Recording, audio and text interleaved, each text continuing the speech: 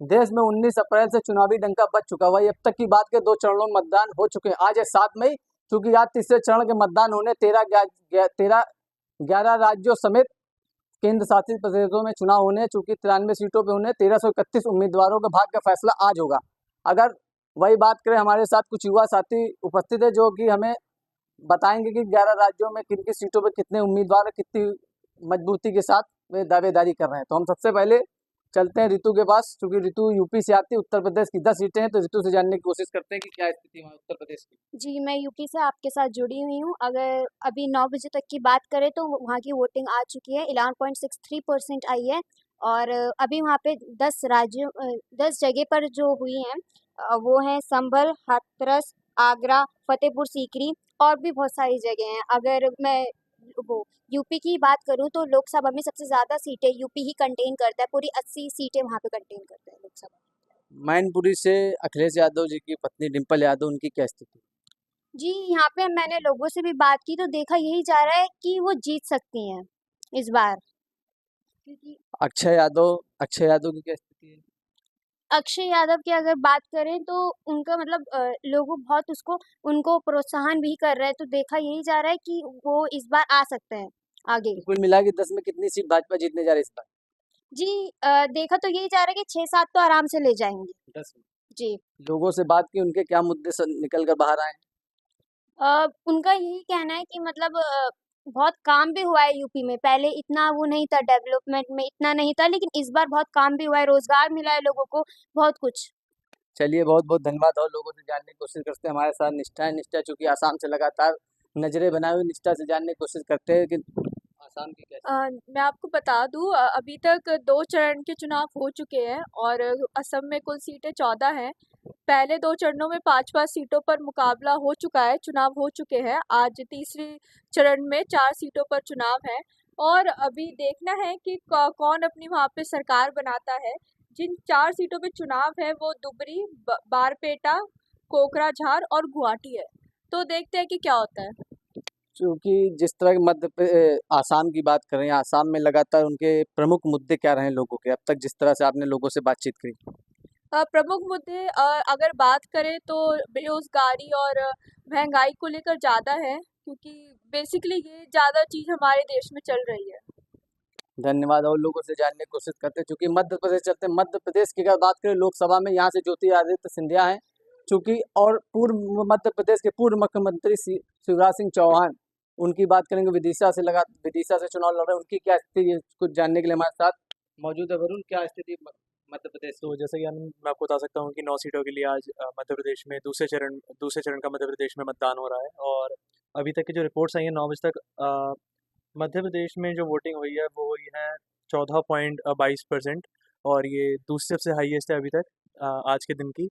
यहाँ पे 9 सीटों के लिए आज चुनाव हो रहा है। तो यहाँ पे उम्मीदवार तो बीजेपी है, जैसे कि पिछली बार वो लोकसभा चुनाव जीती थी। और इस बार अभी विधानसभा के जो चुनाव हुए हैं जिसमें मोहन यादव सीएम बन के आए हैं, तो बीजेपी बहुत बड़ी उम्मीदवार है यहाँ पे जीतने। अगर मध्य प्रदेश की राजनीति की बात करें, शिवराज सिंह चौहान एक बड़ा चेहरा है, चूंकि विदिशा से लोकसभा चुनाव लड़े, उनकी क्या स्थिति है? जी, शिवराज सिंह चौहान हमेशा की तरह इस बार भी बहुत ही स्ट्रॉन्ग कैंडिडेट हैं, वो जीतने के उनके पूरे चांसेस हैं। बट जैसे कि बीजेपी ने इस बार थोड़ा सा सबको चौंका दिया था, मोहन यादव को एक सीएम जब चेहरा बनाया। बट शिवराज सिंह चौहान जीतेंगे वहाँ से। और ये ज्योतिरादित्य सिंधिया केंद्रीय मंत्री, इनकी क्या पोजीशन है? उनका भी काफ़ी अच्छा होल्ड है। मैंने जनता से बात करी थी, वो काफ़ी खुश थे इनकी परफॉर्मेंस से। लाइक ओवर द टाइम वो काफ़ी इम्प्रेस हैं इनसे, तो इनको लाएंगे वो फिर से। अगर मध्य प्रदेश की राजनीति की बात लगातार आरोप लगते रहे या विपक्ष की बात करें, तो क्या मुद्दे निकल कर सामने आए? आपने लोगों से बात की? जी, वहाँ पे बहुत लाइक इस बार युवा वोटिंग काफ़ी बढ़ गई है, तो युवाओं के तो वही मुद्दे हैं कि बेरोज़गारी है, लाइक रोज़गार नहीं मिल रहा। जैसे कि हम देख सकते हैं यूपी में अभी राम मंदिर बनने के बाद एयरपोर्ट बना रहे, रेलवे स्टेशन बने, तो उन सब से रोज़गार बढ़ा।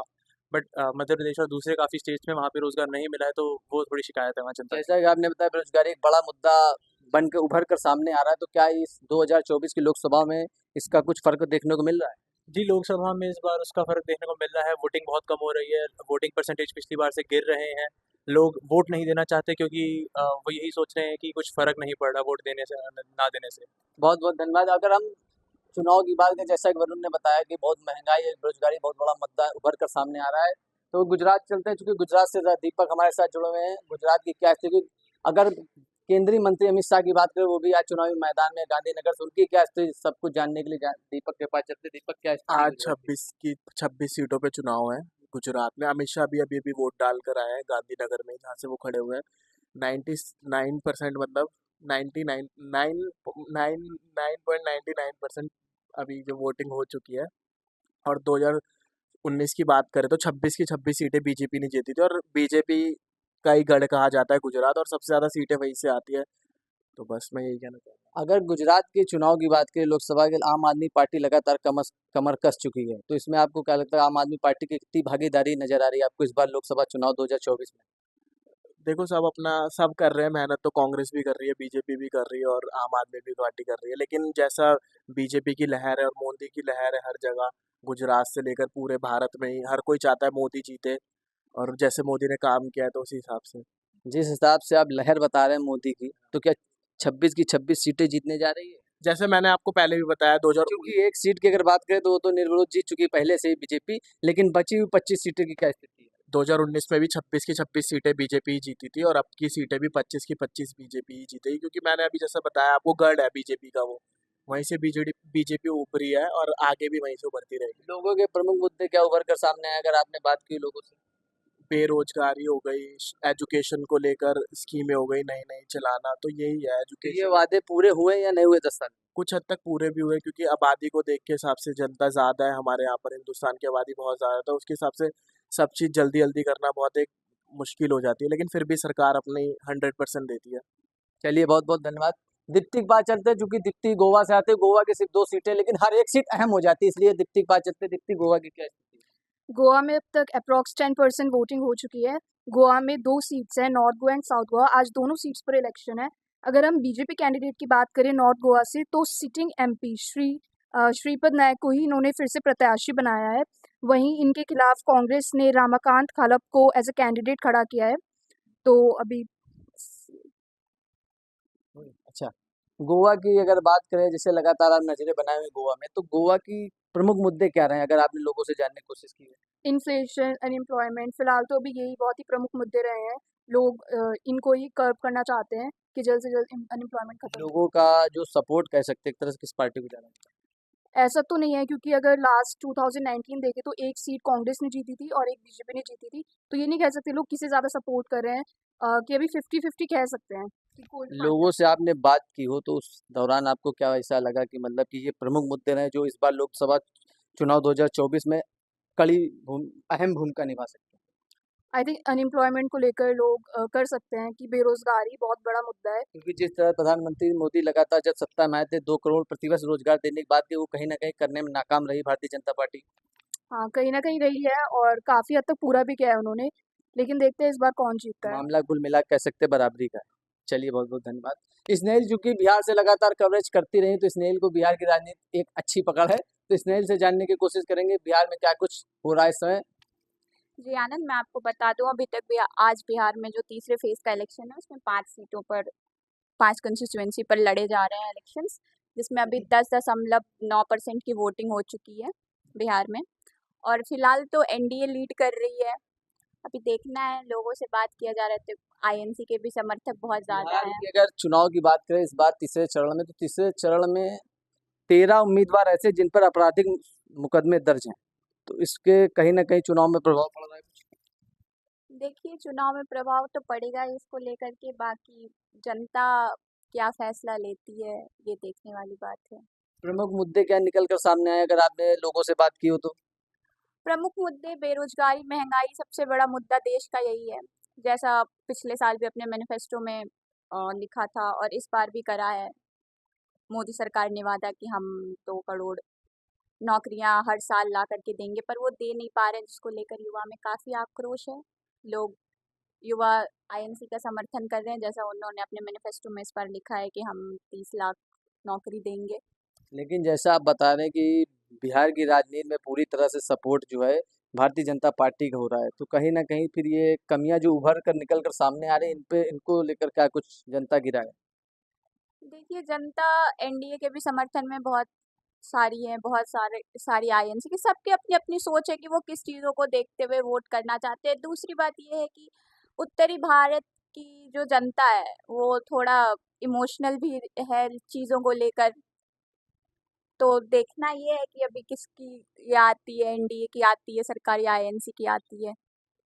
चलिए बहुत बहुत धन्यवाद इतनी अहम जानकारी देने के लिए। चूँकि अब हम चलते हैं वंशिका पश्चिम बंगाल से। पश्चिम बंगाल की क्या स्थिति है वंशिका, बताइए।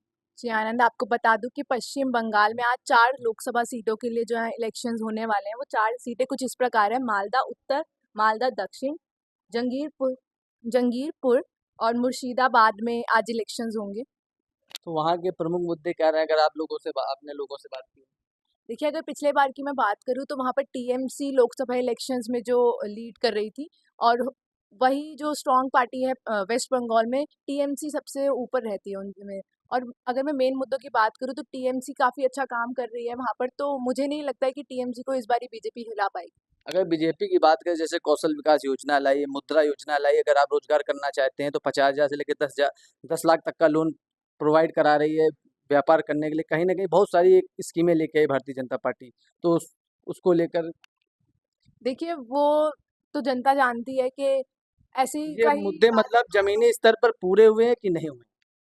नहीं हुए हैं, क्योंकि मैंने यहाँ लोगों से बात करी है तो वो लोग बीजेपी से इतना खुश नहीं रहते, वो टीएमसी को ही अपना मतदान देने की बात करते हैं। चाहे आयुष्मान योजना रही जिसमें 5 लाख तक का इलाज, हेल्थ के लिए इलाज मिलता है, इस तरह के चुनावी जो वादे हुए हैं सब नाकाम रही सरकार करने में पूरा या नहीं?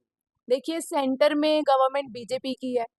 आपने देखा है पिछले 5 सालों में उनके उनके कैसे रहे हैं। जितने भी उन्होंने वादे किए थे उनमें से काफ़ी वादों पर हाँ, मैं मना नहीं करूँगी, सब पे नहीं बोलूँगी, पर हाँ, कुछ वादों में वो विफल भी रही है, जिसकी वजह से जनता यहाँ पर विश्वास जो है वो खो देती है। कुल मिला कह सकते हैं जो जितने भी वादे थे जमीनी स्तर पर नाकाम रहे हैं। चुनावी एक तरह से चुनावी लॉलीपॉप कह सकते हैं। जी हाँ। चलिए बहुत बहुत धन्यवाद। ये तो कुछ हमारे युवा साथी, युवा पत्रकारों की अपनी एक राय थी, एक साझा थी। उसके अलावा इन्होंने अलग अलग राज्यों से थे। चूंकि अगर दीपक की बात करें, दीपक गुजरात से थे, गुजरात की अहम जानकारी दी कि क्या स्थिति है गृह मंत्री अमित शाह की। और आसाम से जैसा कि अ, आसाम की बताया कि क्या पोजीशन है, और कर्नाटक पे और महाराष्ट्र की क्या स्थिति, ये सब स्थिति। लेकिन ये कहना जल्दबाजी होगा कि लेकिन यहाँ की किसकी बनेगी सरकार। लेकिन एक कुल मिला के कह सकते हैं कि अगर पहले 2 चरणों की बात करें उस तरह इंडिया अलायंस और बीजेपी कड़ी टक्कर देती रही। लेकिन ये तीसरा चरण अहम हो सकता है बीजेपी के लिए कहीं ना कहीं। जिस तरह से यूपी की सीट की बात करें, चाहे वो महाराष्ट्र की बात करें, चाहे वो पश्चिम बंगाल की बात करें, इसी तरह की और बड़ी खबरों को देखने के लिए देखते रहिए आंटी।